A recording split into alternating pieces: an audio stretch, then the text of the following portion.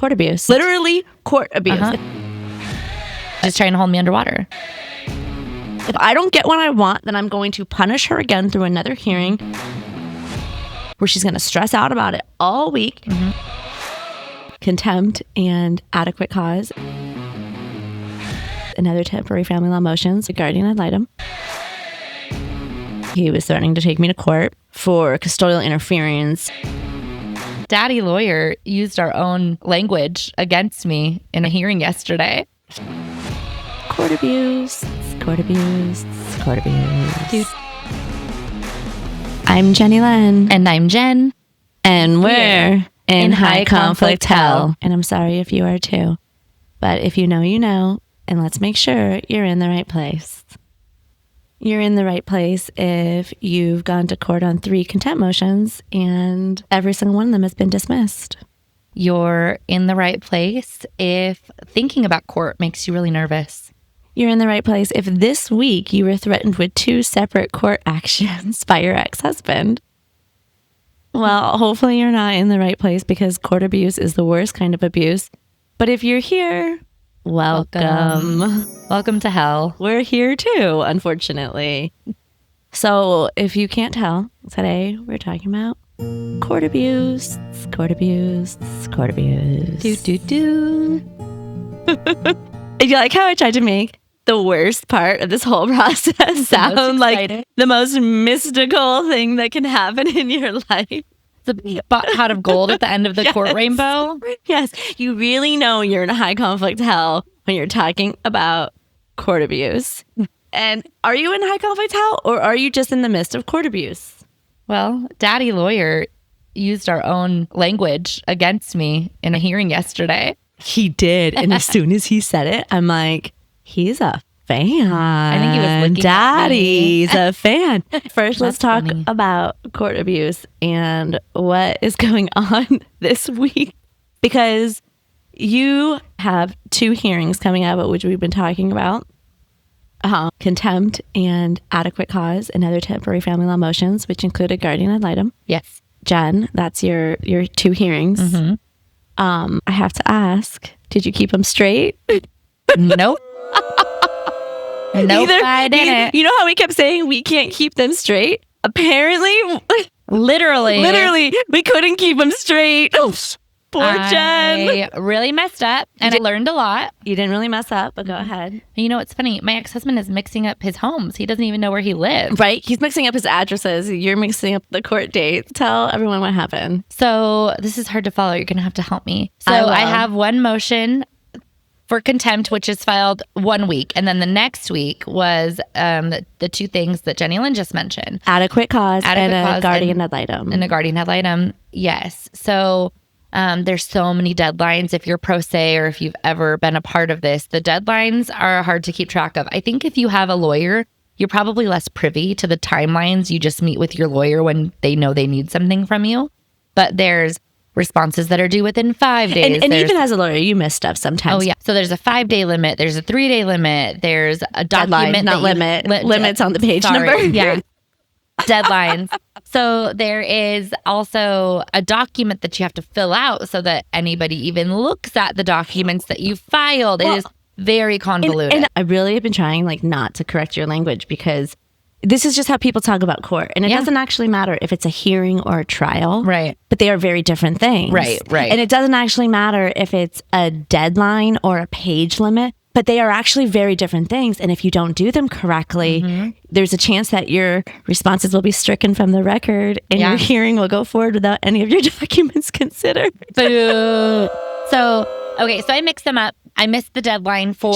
She thought, I'm going to be clear about it. She thought that the motion for contempt was first and the motion for adequate cause and a GAL was second. Yeah. It's actually flopped around. The motion for adequate cause and a guardian ad litem was first and contempt was second. So she filed her paperwork on the motion for contempt, what would have been timely, but it was the wrong motion. Yeah. So there was, then it gets into legal technicalities. They could have still considered those documents, but it was just for the wrong motion. The subject matters were kind of the same. Best off is just getting a continuance in that situation, asking, hey, would you agree to a short continuance? Which I did. As soon as you realized this mistake, In the middle of the night. yes, you messaged him and were like, hey, I made an innocent mistake.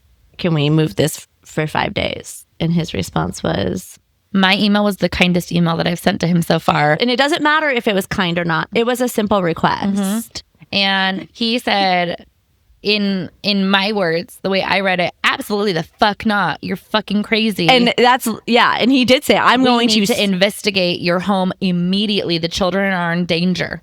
Yeah. He said, I'm going to strongly object to any continuance. And he did. He wrote. So okay, go ahead. Yeah.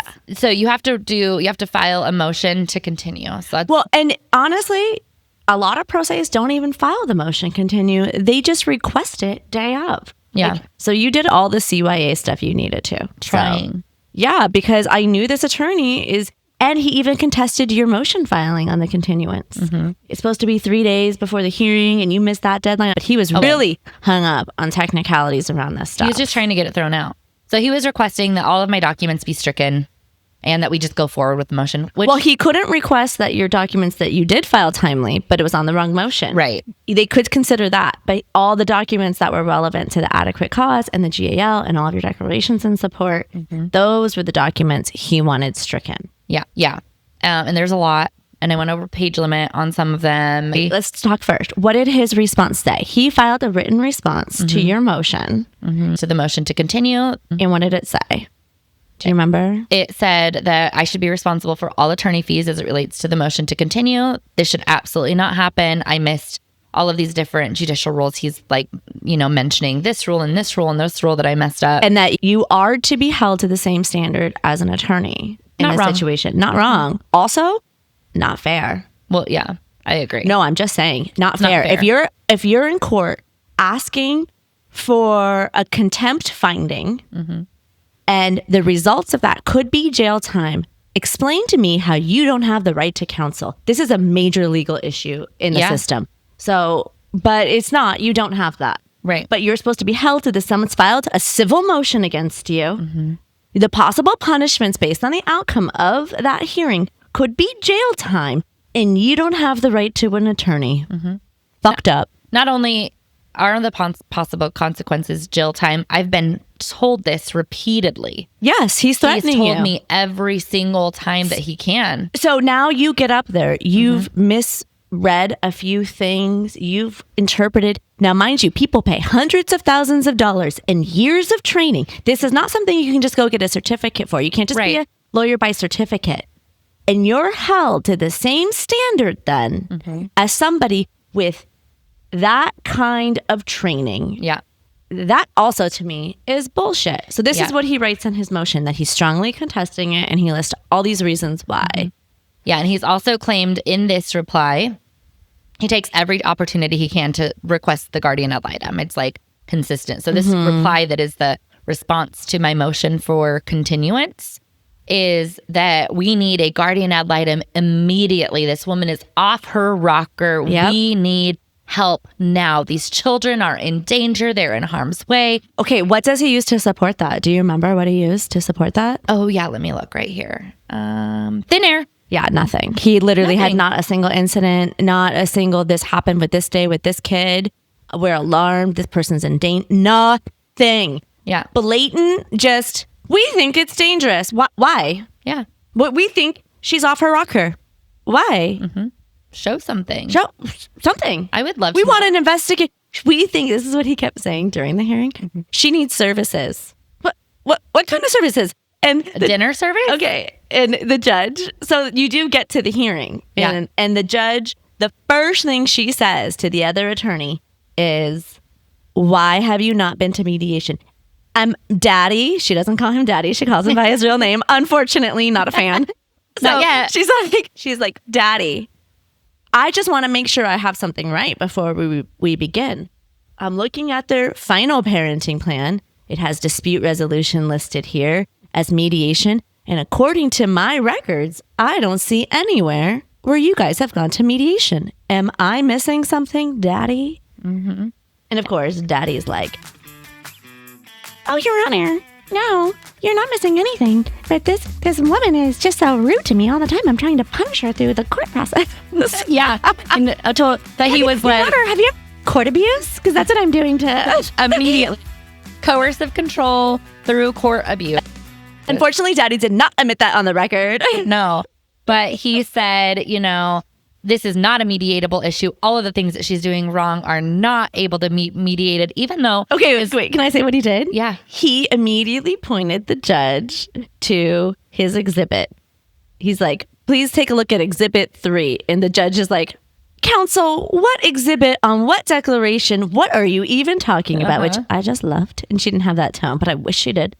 In my head, she did. Yeah. And he was like, oh, sorry, Your Honor. It's like, the petitioner's response. And she was like, even though you responded as the respondent, you're actually the petitioner here because this is a whole new. She was actually correcting his legal work. Yeah. And it took me a second to even recognize it. Doesn't matter. It's legal technicalities, but she was correcting him. Yeah. And our final parenting plan that was put in place 5 years ago, we had agreed on. We didn't go to mediation. We didn't go to court or anything. But because I was the one that presented it, I'm listed as the petitioner.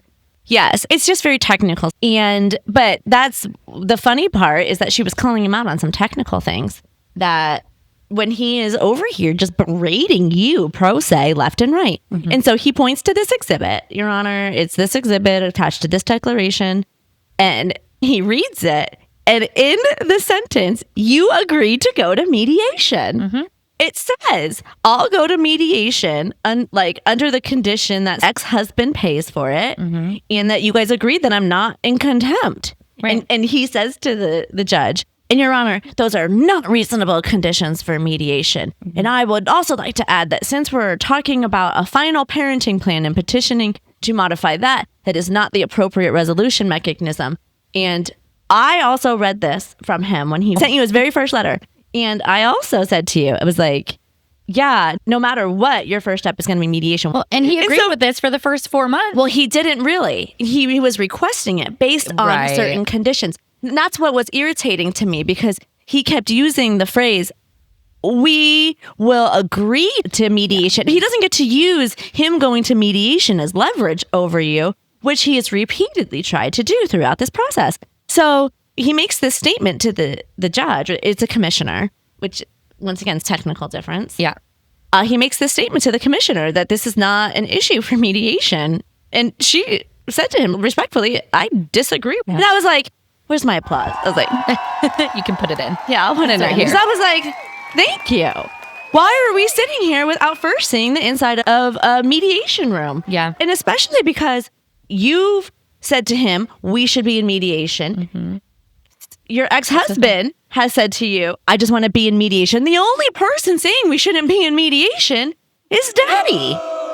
Yeah, Daddy's the only one. So the funny part to me, which I kind of expected, well, and he said all the things you're saying with a huge smile on his face. It was hard to listen to. He berated the entire time that he was talking. It was berating me to the commissioner. Just, she does this and she does this and she does this. And then when I was asked to speak, I didn't do any berating of my ex-husband, not even of his attorney. And I just said, I made a mistake, an honest mistake. It's not meant to be disrespectful. It was not intentional. I just need to be given the time, or you can accept these as if I presented them in a timely manner. I am not opposed to moving forward. I'd love for this to be over with. But I want my documents to be considered. Yeah. And so Daddy said that it was not in the best interest of the children to move the motion for adequate cause out anytime because this is and a GAL because the guardian ad litem is so important to my children's well-being. And so then the commissioner says, well, am I reading this correctly? It looks like you're just requesting a minor change, and the minor change is picking the kids up later and at a different location. And Daddy says, yeah, well, this is incredibly high conflict. Picking the children up at each other's homes has caused such a problem. And she's calling the police all the time. And she was like, but you're just asking for a minor change. So that's when he says, that's because she needs services. Yep. She needs help. And then Daddy admits, he's like, we're not asking for a change of custody. Ex-husband actually couldn't do it because of his job. Yeah. So they want me to keep the kids, but I'm insane. And they want an investigation. They want you to get, number one, what services where? And who's watching the kids during these services? Yeah. Because if you are as off your rocker as they think, Jen, I think that you should be in Malibu at a place for at least 90 days doing yoga on the beach. Yeah. I think, as a stressful mom of 3 kids, that is the only services that would actually help you in this situation. Maybe so they would agree. Where are the kids during Maybe your I just services? need a break. Maybe I'm so crazy and such a bad parent because I just need a break because I've had them consistently since they were born with no help. And I know, right? That this idea that your behavior now is so alarming when they've literally threatened to throw you in jail, called your home disturbing, called you a stalker, called you a harasser, and that your reaction to that is reactive abuse, number one. Your reaction to that is the only thing they can talk about. Well, yeah, but what? And they don't even have an incident you can point to. She's what? She's emailing daddy. Right. What are you doing? Why are you saying these things? What are you asking for? Where's my kid's address? I don't even know where my ex-husband's taking them. You're emailing daddy how I wish you were, which is you should go to hell. That wouldn't even be crazy. That would still be normal. It was really intense. And it still took half an hour. She ended up just hearing the arguments on continuance, and it was half an hour. Which he strongly and adamantly opposes. And the judge, she actually said to daddy, wow, it sounds like you're making some really serious allegations against Jen. She didn't call you Jen. And if that's the case, it would be highly prejudicial for me not to even review her documents. So based on your own argument, I will continue this hearing until next week. She's oversetting her own calendar to be able to hear them all because she thinks it's that important to see. And she had a couple other options and she acknowledged them. My other option is to set this out till April because that was the next opening on her calendar, or to order mediation. And she chose not to do either one of them, which I personally think is a good sign. Yeah. Because if she thought this was somewhat resolvable in the next few months, she would have just set it out till April and ordered mediation. That's a very easy decision for a judge. Yeah. But daddy's response of, I'm not going to mediation with her because she wrote this, I feel like is highly confrontational to a judge or to a commissioner. And if that's the lawyer's response is that you don't think that this is a place for mediation, then fine. Let's hear it all. Let's hear it all next week. Well, he said 2 things about that. The contempt, she was like, you have 2 different dates of hearings. And he said, yeah. And he said, maybe the results of this hearing today will depend on if we go forward with contempt or not. So we now know he's just using it to punish me. And the second, well, I think that if he won the hearing on adequate cause and they ordered a guardian ad litem, he would drop the contempt issue. But if he was not, he did not prevail on the guardian ad litem issue, I think he would have followed through with the contempt. Right. He's just trying to hold me underwater. Court abuse. Let's see how much water it's literally court abuse. If I don't get what I want, then I'm going to punish her again through another hearing where she's going to stress out about it all week. She's going to wake up in the middle of the night having diarrhea. Do they think this is good for my mental health and my children's well-being in my home? No. Yeah. I'm just going to say again, I think it is so wrong on so many levels for them to be able to go into court. And I'm glad they're not asking for a change of custody. Right. But they are not even asking for a change of custody. Right. So how is this the most logical solution here? That they're acknowledging what's best for your kids is to remain in your care. There are maybe a mental health eval or something, but they're not even offering to take the kids. If, God forbid, something is really wrong with mom, and they're not even offering, their request on the surface doesn't make sense, and they're allowed to do this to you. They're allowed to cause you to show up, be held to the standards of an attorney, miss deadlines, stress out, consider hiring an attorney, borrowing money from people. How is that okay? That is not okay. That's just, I can't get around that. That if you're going to come into a courtroom and accuse mom of all these things and you don't even have a reasonable solution, I think you should not be allowed to come into court. Right. I think that should just be like the baseline common sense rule. Well, he had a credit card to my ex-husband's ex-fiance now. And now that credit card is cut off. And now his documents and replies say that my ex-husband is financially limited. Well, he's also address limited because where the fuck are my kids? Right. All of the above. He does not have a place to live with my children and is lying about it. And he's also lying about, they put in their documents that we have not spent a holiday together in several years because of my mental state. He was at my house for Christmas, and I have the text messages for the commissioner to see this. He's not, well, we'll see if he denies it. 5 weeks ago, he was literally sitting at your house all of Christmas night. They went out, they had a nice dinner. I will say, ex-husband's generous. Ex-husband paid for that. It was prime rib. And then he came back and asked if he could look at my ankle. And then we go back to my house and play games, and he shows me cards maybe the kids shouldn't see secretly and giggles. Ha ha ha ha. I'm like, I do actually think that's funny.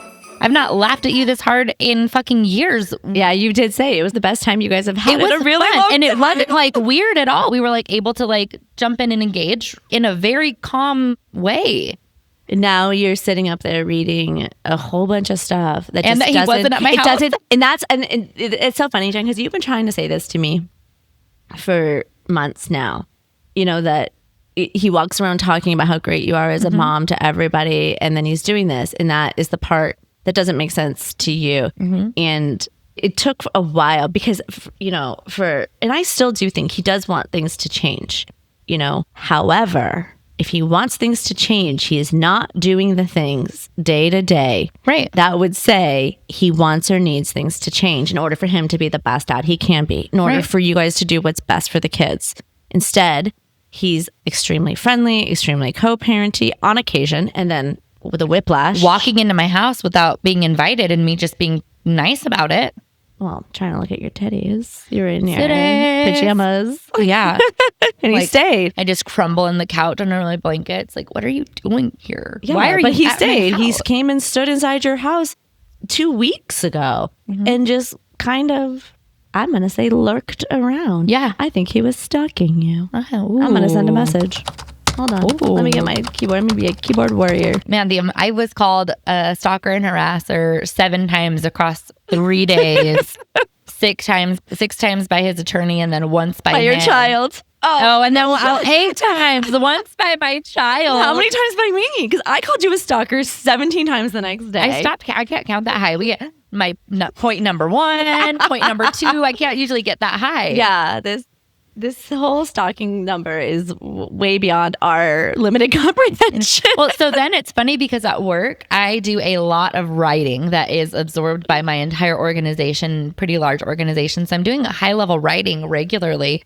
Then I have to switch off and do this different style of writing that I'm not good at just because I've never done it before. I'm not when familiar you're with writing it. for the court. Yeah. The only one we're concerned about is the judge in your case. Yeah. The judge in my case hated me. You heard me. We went to law school together. Me and the judge who sat on my trial were not just in law school together. We were in the same class, in the same section. Oh, JeniLynn. Isn't that insane? That's court abuse.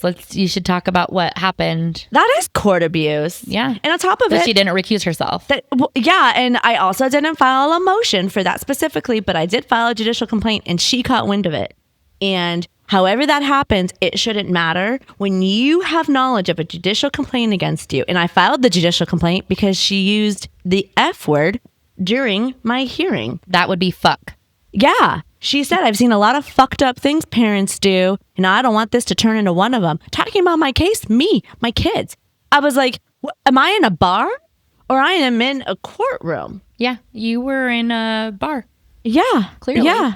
In addition to that, I was not getting any child support from my ex-husband at the time. I never have, never will. I almost said at the time. I know. I wasn't getting any child support from my ex-husband. I had the kids majority of the time. And that was, part of my rationale while we were in this hearing. And she said to me, if you can't afford to live here, maybe you should get a second job and that might make it easier on you. And I thought to myself, this man doesn't have one job. He is not coming to court having one job.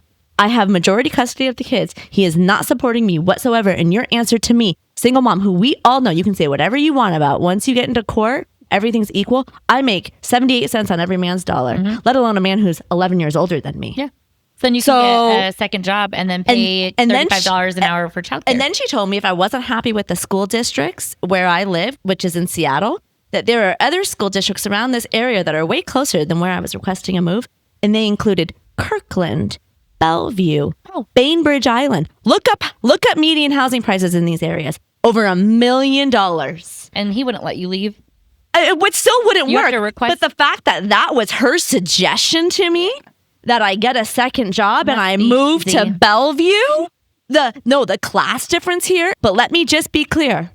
What your life experience and my life experience are extremely different. Very and different. she reminded me of that before she started my trial. Yeah. Because she said to me, I realized that there's a statement here that we went to law school together and we were in the same class. I'm racking my brain here, and JeniLynn, I just don't remember you. I've had a very full life. I have amazing children. I have a very fulfilling career. Not like you, loser. And then standing here in front of me. She's like, and I am ready to judge you. It's how it felt on the other end. Yeah. And honestly, it's how it went on the other end. Yeah, okay, I'm going to stop about. Do you know what we call in my house, what we call people that are being judgy? What? Judgina. Judgina? Like Georgina. Oh, that's cute. Let's talk about what next week's going to look like. The commissioner... She continued it for a week. For 1 week. We have the other hearing that is the motion for contempt coming up. So she said she would just hear them all together and that she would hear them in the order of motion for contempt first, and then motion for adequate cause, and motion for temporary family law orders, which includes the guardian ad litem. Okay. And just so you guys can all check if you're doing your own court hearings, there's time limits. And so she made it clear that it's 5 in where we are in Seattle, it's 5 minutes per motion. And so that during Jen's oral argument, she'll have a 15-minute cap, which sounds like a lot, but it's actually not when you're talking about all of this stuff. So just make sure that you're checking your local rules to see if you're preparing for a hearing. And when you want to speak slow enough, but you have a lot of things you want to cover, you're going to have to really make sure that you're getting the meat of it in. And also, this isn't the kind of oral that I've signed up for. No, not oral argument. I don't know. You didn't take me up on my offer the other day. Argue, and I like oral. Don't really like when they're at the same time. Just kidding. So she'll hear them in that order. I'll be interested to see what that looks like because they are so intertwined. Yeah. I'm being accused of the only time that I've ever apparently taken the kids outside of my own time is a couple of days over the Thanksgiving holiday. But then also claim that I continuously withhold the twins who are 10 years old, which I've been provided no examples or dates or times of. And then I know that I am severely mentally ill is what it sounds like they're trying to illustrate. You're spiraling. You have a disturbing home environment, but we don't want custody changed. But they didn't even show like a text message where I'm like mean. They don't send a text message where I'm being confrontational. They don't share absolutely anything that corroborates their claims. Nothing at all. And I'm arguably very mentally stable. I have not always keyword been. there. Arguably. Yeah, depends on the day. She's stable with all of us. Right. Like every single mom out there. Right. Especially if you have, not that if you only have one, it's still a lot of work. Right. She has 3 children and a full-time job. And once again, she's a professional podcaster. This is a lot for a mentally unstable person. I know. And me and my 3 kids, we all stay very active. We have active social engagements, regular things that are calendared. I mean, we have so many things that we do that I still do despite this serious legal process that do not showcase my mental instability. Yeah. Days are hard. Haven't changed. The good news is, though, is that you won that hearing and she pushed over the motion for adequate cause and temporary family law orders, including a GAL. She gave you your continuance. So you got that. And she put over the request for sanctions and fines. They were requesting Jen pay for the motion, if it was to be continued, that Jen pay for that continuance. How much time it took them to do the response, an hour and a half of work, which is total $675 because he bills at $4.25 and 50 cents. Yeah. So his hourly rate that he's outlined is $4.25. His legal assistant is $250, and then their office admin is $125. Yeah. So, and you're being held to the same standard as him at $4.25 an hour. Yeah. I should do a request for my fees, and it's all at $0 an hour. But I would like for them to rule in my favor that he knows me nothing, but that's how much it's cost me. Oh my God, you should add 13 that. hours at $0. Pro bono attorney fees. I missed 2 days of work. I have taken off 2 days of work. And the fact that I have missed things and messed things up is not like me. And this is really I know that the thing that's really... Because I think it's an unrealistic expectation, Jen. I know. And so Anybody. it is frustrating when I hear you say, well, that's not like me. No, because no offense, none of us are better than anyone else. It's like all of us. But the attention to detail to mix up the 2 dates is something that I'm like, that part is... I still give you a pass. I do too.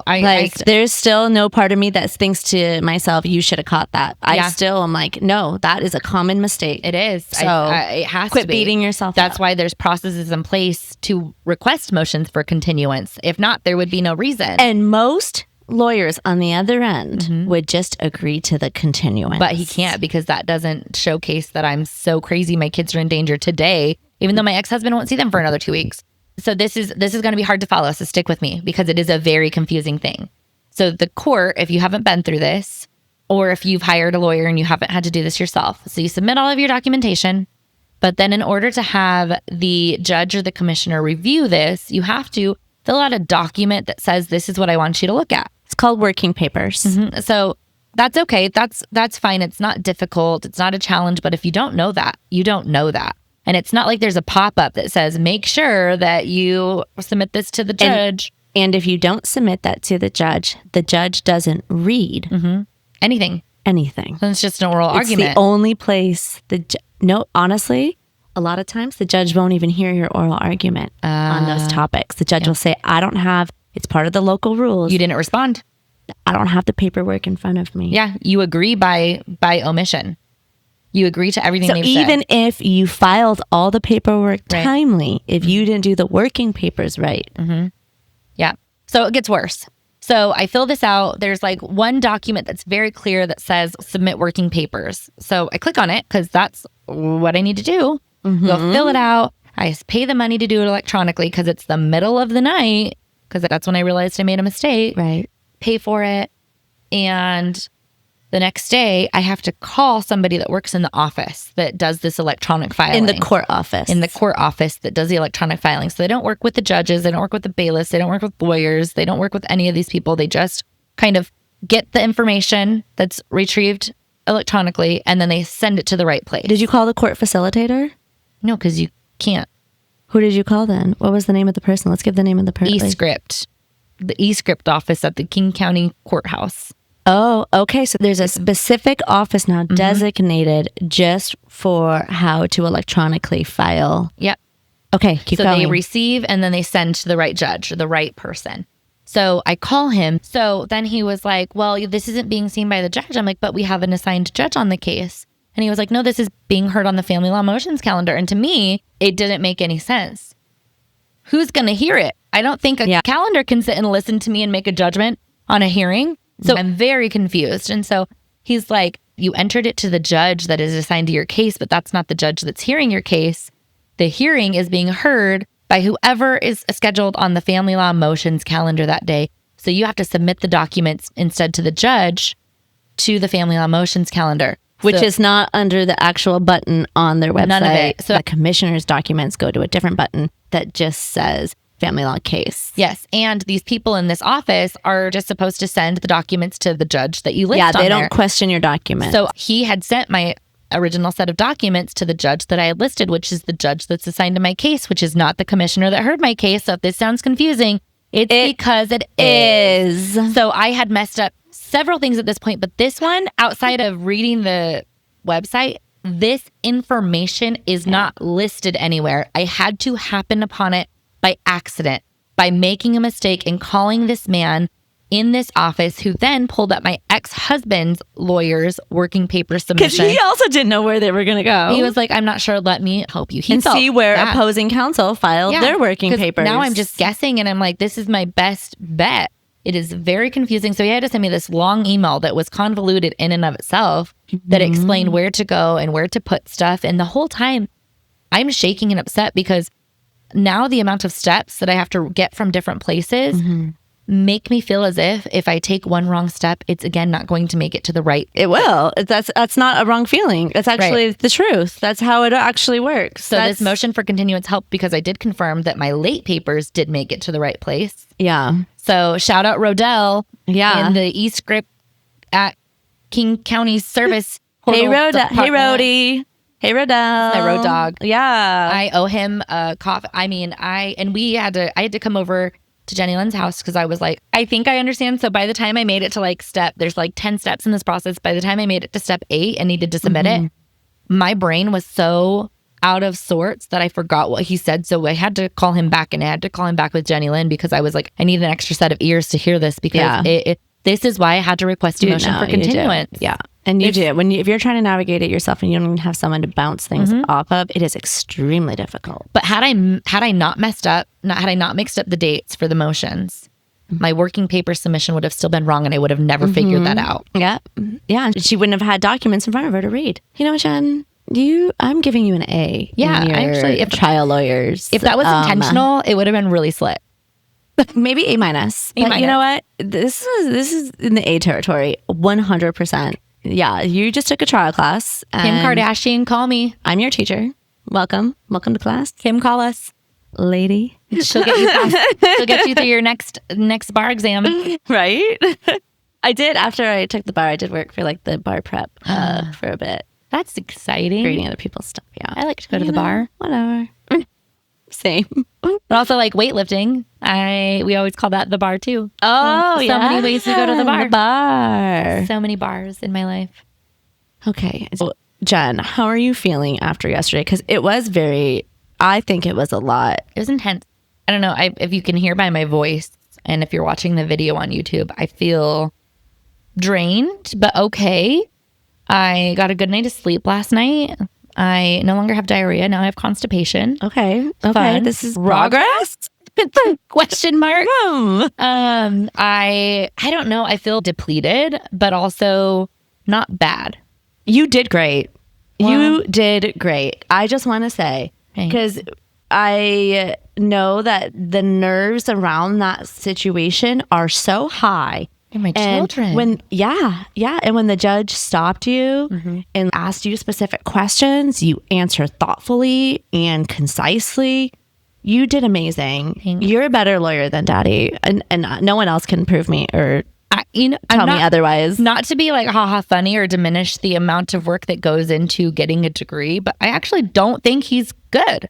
Well, and family law is all about relationships, right? And so it's a very interesting area of law where you're putting literally someone's relationships on trial and how they operate in those relationships. And my home that he's never seen.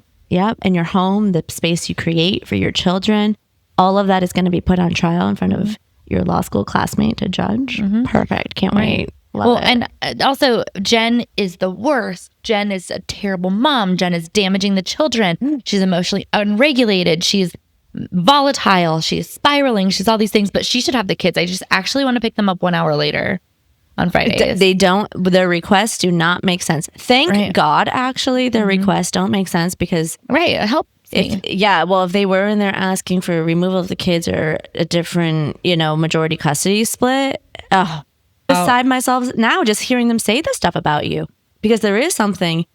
I mean, I told you it happened to me. I listened and read days of testimony and tons of documents all about me and what everyone thinks I do wrong all the time. It's hard. As you are showing up as a good and present mother. It's like, you're still making dinner. I'm not the best mom in the entire world. Yes, but you I'm are. a really good mom. And I don't question that about myself. Thanks. So are you. I don't question that about myself. It's like the one thing in life that I don't constantly put on trial myself in my own head. Like you know why too? Because you know your relationships. You are not insecure about them. Right. You don't question them. And it's funny because me and my middle daughter were talking this week and we're talking about her school and learning. And she jokes about it, but it's also very sensitive. Right. And I'm trying to be cautious about what I say. But I looked at her and I said, we know what this is, girl. And she looked at me. She was like, I know we know. Because we know she's smart, she's quick, she's witty. She's beautiful. She's incredibly She's kind. captivating as a person. She tells a story like no other. We know what this is. This has nothing to do with you being smart or articulate or whatever it is. And so when she puts these big labels on it and says these things that, it's hard for me as a mom to hear, because I'm like, don't even talk like that. Like, we know, as you know, as you are as a parent. And that's why when you were filling out his stupid interrogatories and like explain yourself as a mother, I'm a mom. Provide your CPS documents. What CPS documents? Well, not even that. Like, how am I supposed to explain how I am as a mother? How am I supposed to tell you I have a remote job now so I can greet my kids at the door every single day? Someone had their feelings hurt at school. I'm the only person they want to talk to. I can, like I said, I could write to you my schedule and what I cook for dinner, but that is not me. Yeah, I know me. How I handle my child that comes home and is having trouble with some of the interactions that happen in middle school, because that's a normal part of growing. I can't explain that to you. No. And it has nothing to do with the fact that you're making dinner and making sure they're at school on time. Right. Are those important? Absolutely. Right. The most important thing that a parent can do, though, is show up and be trustworthy. And, the other thing that he did that really is getting under my skin. Who? Daddy? Is that when he was explaining how toxic of an environment my home is and why they need a guardian ad litem so quickly, is he said that the strained relationship between my ex-husband, who doesn't have a home, and our oldest daughter is because of something that I've done. They've claimed I hacked into his email now. This is a new claim. He refers to our 13-year-old daughter as this little girl. Yeah.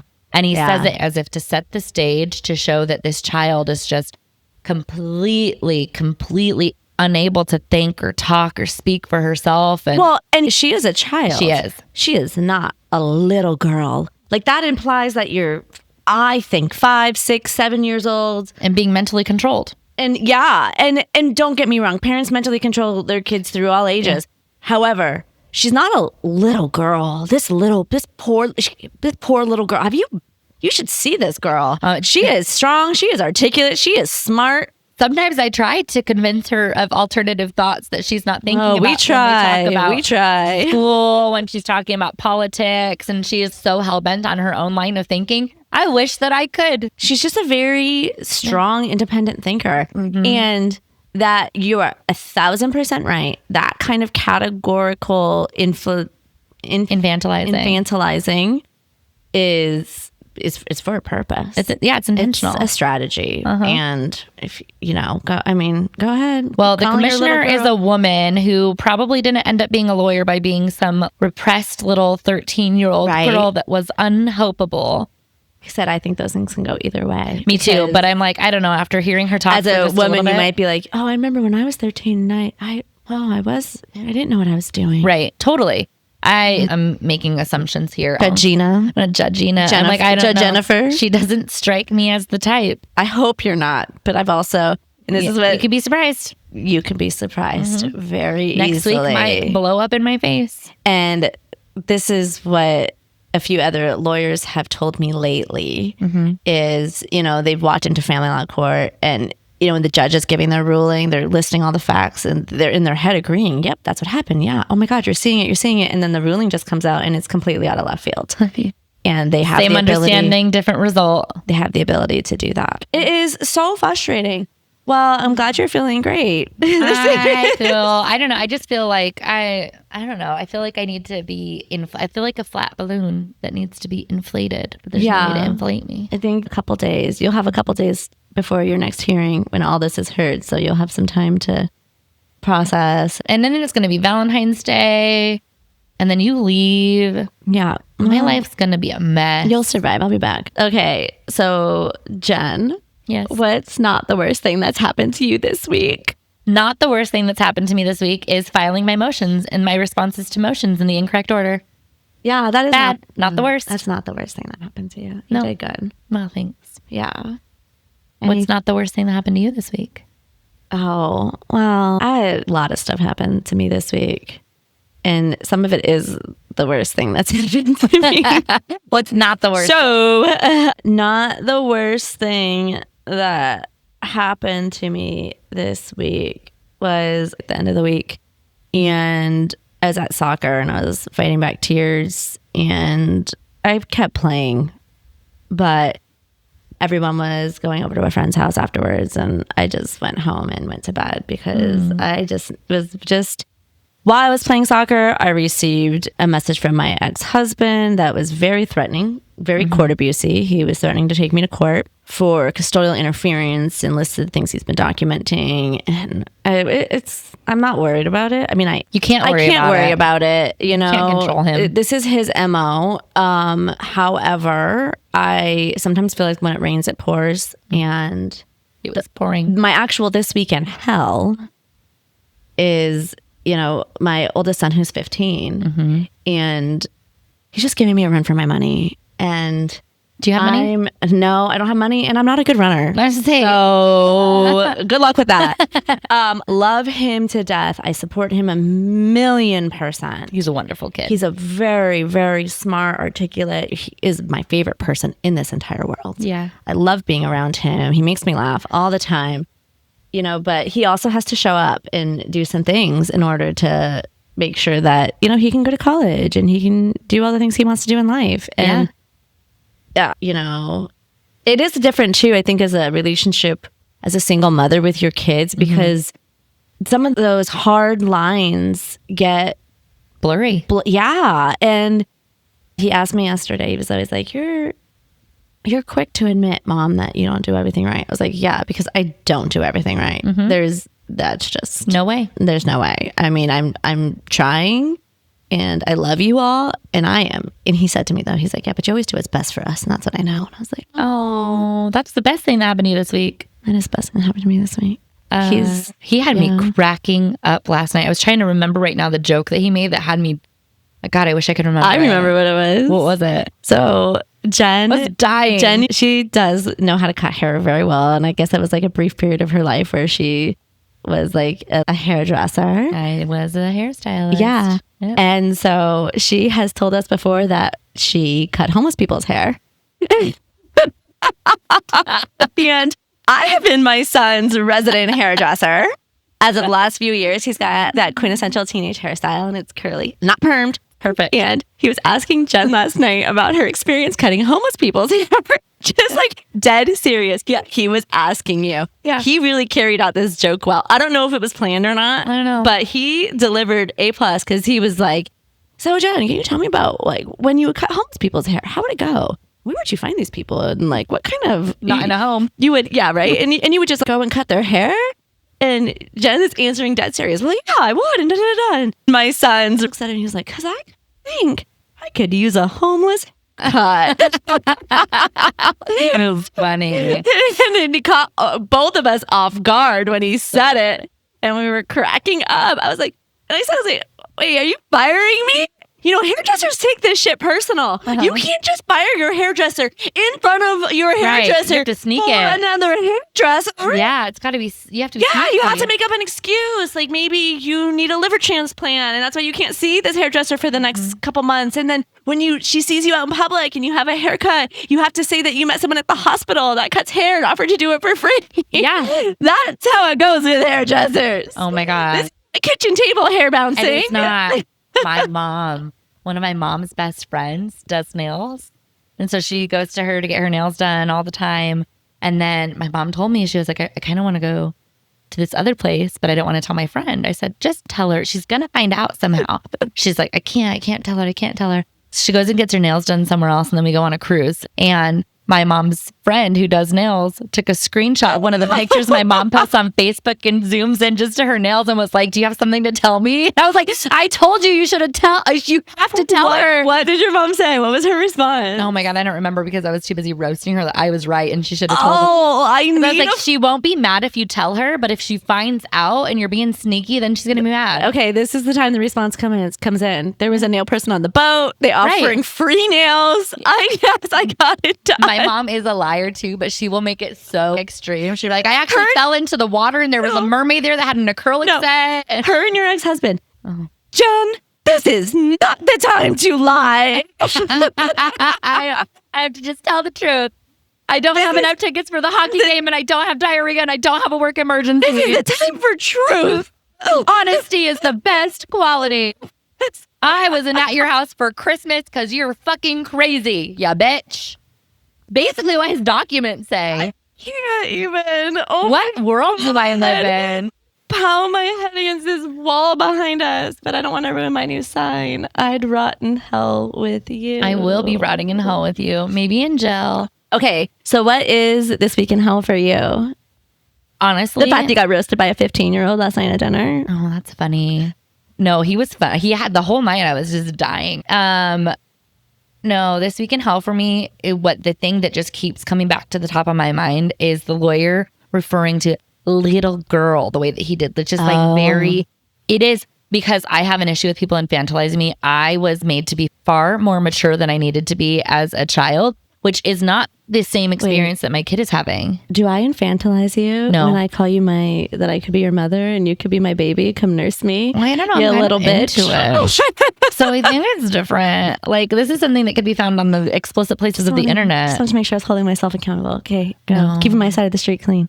No, it doesn't bother me. Okay. I have problems with people telling me, like, I'm proud of you, which I've really worked on. Like, should I not have even said that this episode? I've, how great you did, and say I'm proud of you. No, I'm you did great. Been working on these things for the last 5 years to not people are just trying to be nice to you. Well, no, I see what you're saying, because sometimes when Steve says to me, like, I'm really proud of you, I'm just like, okay, daddy. Are you surprised? That's what it is. Yeah, are you surprised? You're proud of me. Yeah, I'm a fucking badass. Well, yeah. And I'm performing. Good for me. Right. How about, hey, look at you. Way to freaking kill it today, JeniLynn. So when I was young, no one told me things like that. Like, I was held to high standards, but then when you do something well, I wasn't ever provided with any positive reinforcement around that. So then I just grew to you build that as a personality trait. Like, I don't need anybody to tell me I did a good job. I just have to. That's what's expected. And so then as an adult, when I started, when I got back into the workforce after being a stay-at-home mom and stuff would happen, I found it I like public praise, but I don't like for individually people to be like, I'm so proud of you. You know what, Jen, though? I just need to tell you. What? I'm proud of you. Thanks. Me too. I'm really better about it now. But my point being, I understand how my child operates. Yeah. She has big opinions. She writes boycott letters to CEOs and sends them places. Yeah. She's just not someone that you would refer to like that. No, she's not. But I don't think any of our kids would be. No. Not the 10-year-olds, not the 9-year-old. Me, call me a little girl. Take care of me. Pay for my Costa Rica trip. Look for a sugar daddy. Yeah. We are taking... I don't. Love you, Stevie. I do. highconflicthell@gmail.com. You can send us your horror stories that you'd like for us to read or maybe share. And you can also send submissions to be my sugar daddy. Perfect. Jen's taking applications. Okay. And you know what, though? During this episode, because I wanted to talk about court abuse with the messages my ex-husband sent me, but I'm going to wait and I'm going to talk about that in a different episode. Yeah. Because it was a lot of threats of court and a lot what I would consider court abuse. Even just that one email we can dissect in about 19 different ways. When I'm not mad about honestly, which one? The one about the police. Oh, the messages he has sent me over the last 10 days are next level. And I am trying not to reply because apparently gray rocking is a thing. But when someone accuses me of custodial interference and lists the things that they are documenting, and now my back's against the wall because I don't want the court to look. Okay. I'll talk about it in depth in another episode. It's equal but court abuse continues is the point. This is a huge, huge topic. And if you're out there struggling alone doing this yourself, we got you. You're not alone. You're not alone. Unfortunately. Just know you're doing a freaking amazing job. And this is hard. It's really, really hard. And you're doing it. And on the days you don't feel like you're doing an amazing job, showing up, just being present, just fine. And just look at your ex-husband. You're still doing a better job than him. So anyways, yeah. See ya over the fence. See you over the fence. Bye. Bye.